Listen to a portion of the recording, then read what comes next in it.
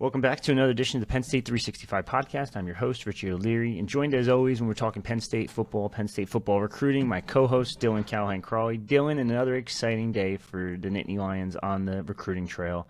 I guess you can consider this one a flip, so to speak, because he did visit when he was still committed. But Josh Johnson from Ironton High School out in Ohio, former Louisville commit, recent Louisville decommit, has now committed to the Nittany Lions after an official visit. I'm talking a week and a half ago, 2 weeks ago. How did this one kind of play out, and how did Penn State end up flipping Josh Johnson?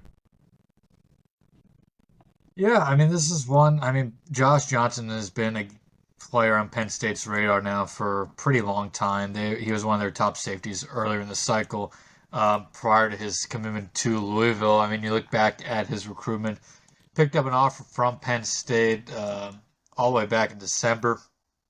It was really one of his first major offers.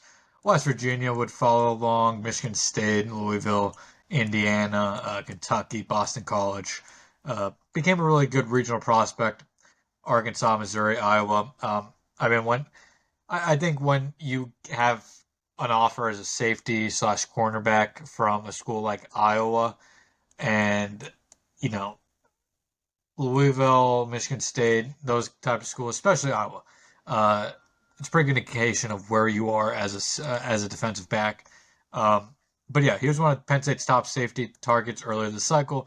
It looked like they were going to actually land him earlier this cycle following his official visit. We originally had his future cast in to Penn State, and then when he came and made a commitment on what was it, June 14th, he committed to Louisville. It was a major surprise to pretty much everybody in the industry. It seemed like it was a scenario where Louisville and Johnson may have talked and kind of tried to create some buzz and made it seem he was going to go to Penn State. He ends up making the shocking decision going to Louisville. Penn State didn't seem to be too phased by it. Didn't have any too hurt feelings over it. It appears, and continued to press Johnson over the last few months. Got him on visit. Got him on campus a couple weeks ago for an unofficial visit against UCLA. So really just a week ago. And he committed a few days later from Louisville, and now he commits to the Nittany Lions. And Penn State has a really, really hot, athletic safety as part of their 2025 recruiting class, commitment number 25 overall in this class. Helps replace the loss of Antonio Branch, who, of course, decommitted a couple weeks ago and flipped his own commitment to Colorado. He'll join Braswell Thomas as future safeties in Penn State's 2025 recruiting class. Yeah, so I wanted to ask you that. Ironically, I know we have him listed as a safety. I know we think he's probably going to end up at safety just based on his build and based on his 6'2", 175. Now, I know he was actually on the official visit with Terry Smith, though. So do you think he comes in at corner first and then moves to safety, or is it just a matter of, yeah, they liked him at corner back in June, but now with Branch gone, hey, we need safety? Yeah, I think it's very much possible he plays either safety or cornerback at the next level. That Terry Smith point is a very good point there. Hmm. I could definitely see him starting at corner.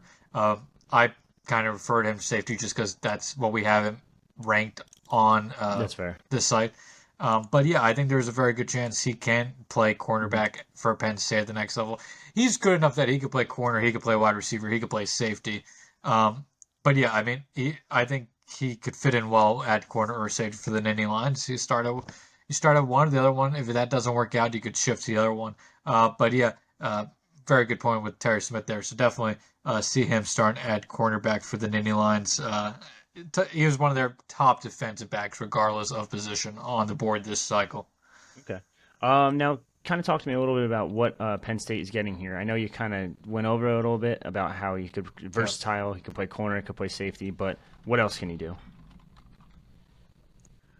Yeah, I just see a guy who's on tape a elite playmaker. You look at his film; Hmm.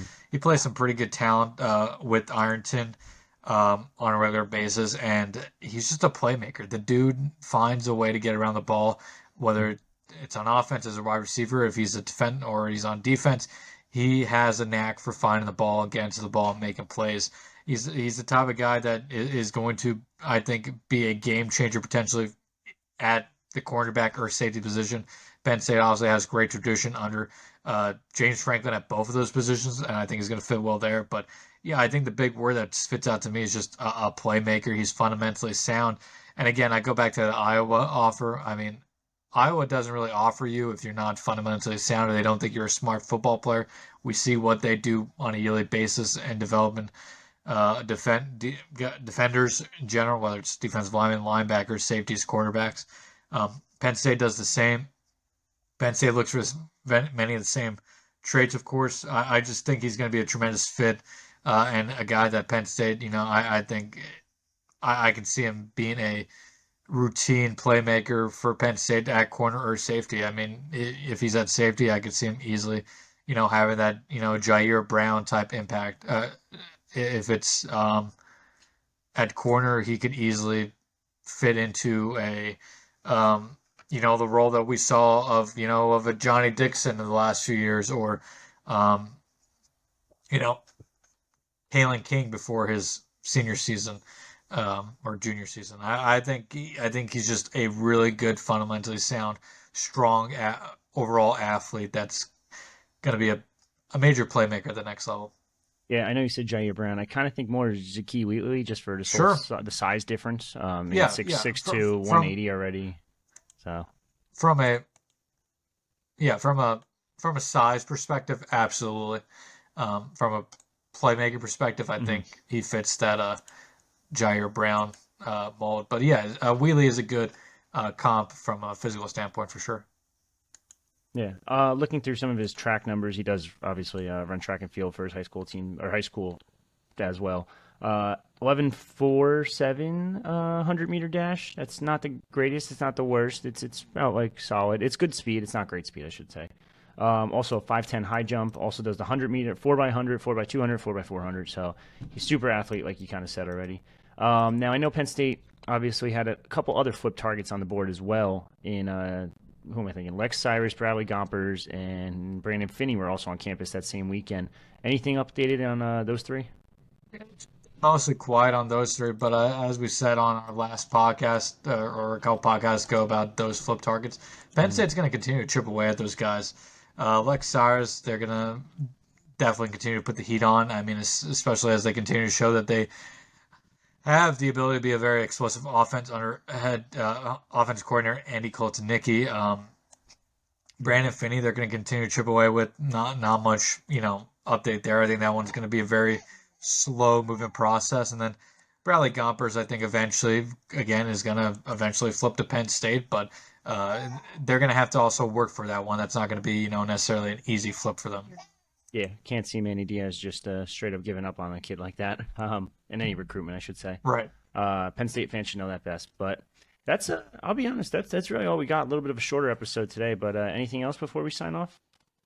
It sounds like someone wants you to sign off too. Yeah, it sounds like somebody wants to sign me off in the background. And my computer's actually mishappen. So I think we should end this here since I can't physically do anything on my computer. That's perfectly fine. So that's it for me and Dylan. That's another episode of the Penn State 365 podcast. Signing off.